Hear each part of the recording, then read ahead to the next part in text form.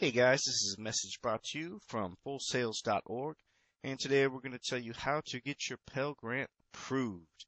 The first thing we want to remember when we're applying for a Pell Grant is that we want to file as soon as possible because students of lesser need who apply before students of greater need have the advantage. Typically, the awards go out as quickly as possible, and those who apply first get it first. When those funds run out, they're completely gone. So what you want to do is you always want to apply as early as possible, and you want to remember that just because you're accepted does not obligate you in any way to participate in the program. Also, as a general rule, you're going to want to keep your EFC below $5,273. That is your expected family contribution, and that number needs to stay pretty low for you to get approved. Also, remember all of your deductions. These are your deductions to your income, and don't be discouraged if you feel your income's too high to qualify.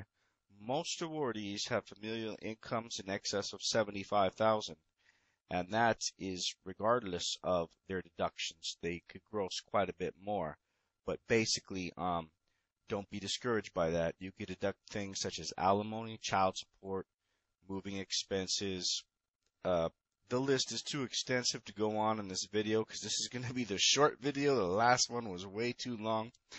But everything from tuition and fees to combat pay, there's simply too many to name. As well as that, you'll also want to use a 529 college savings plan.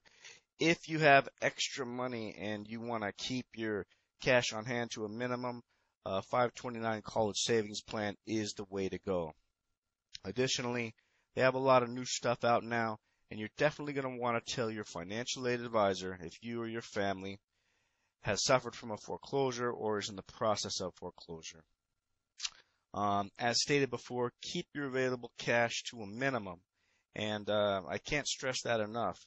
If a student pays the rent and has $1,000 less in the bank than a student who hasn't yet paid the rent and has $1,000 more in the bank, the student who paid the rent yesterday is more qualified today to get approved than the one who didn't.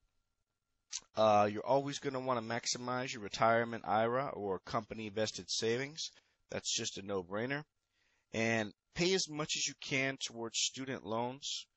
Once again, that's just to lower your income. The more you're paying towards your student loans, the less income you have.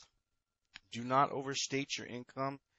That might sound not worth mentioning, but it is a very common mistake, and the FAFSA application is pretty tricky.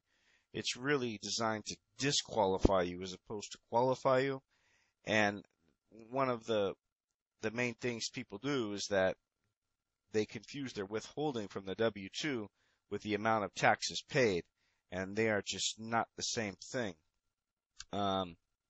Always keep your cash on hand to a minimum, and that just goes back to the rent thing. Basically, you're going to want to appear to have as little